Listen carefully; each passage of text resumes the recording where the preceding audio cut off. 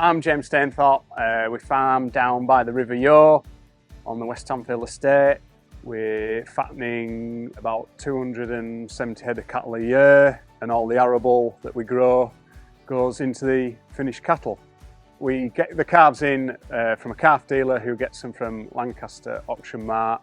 They come in on the farm, anything under 6 months old predominantly. They come, they're on once a day milk, which comes from Jameson's, and then they're also fed a weaning pellet from Jameson's. When they're eating enough of that, they get weaned. I think we're up to sort of like a kilo each feed, is where we want to be with that.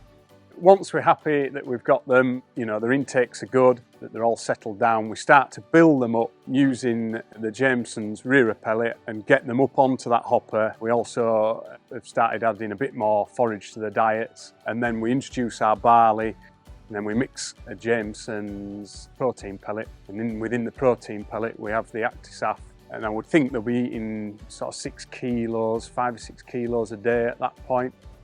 And then they grow on the ad lib hopper as fast as we can. We're pushing them all the way, trying to hit 350 kilos dead as quick as we can really. At the moment I would think we're averaging at 350 kilos, sort of 14.5, 15 months old. And they're going to ABP with that. I want them to be hitting that R2, R3 really in an ideal world.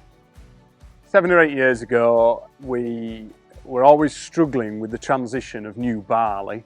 And that's where acidosis was the problem. So Andrew from Jameson suggested using Actisaf. We used to just have an old Langton mixer, so we added it into that. And that year I found, we averaged 370 kilos dead throughout that summer. And I don't think it could just be a coincidence that the Actisaf was a part of that. I think that must have been why. So I've been really reluctant to change.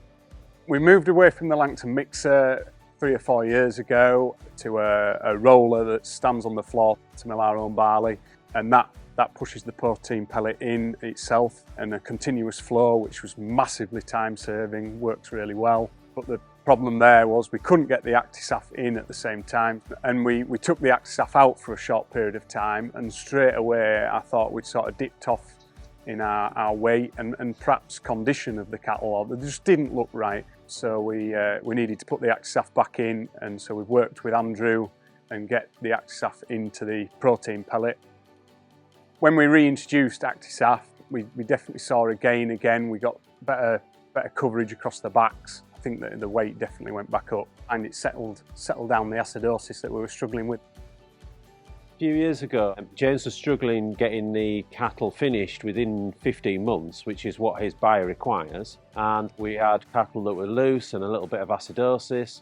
So I started looking at products that would fit with his system, and I came across Actisaf. We'd already been using Actisaf in some of our other products that we sell at W.E. Jameson.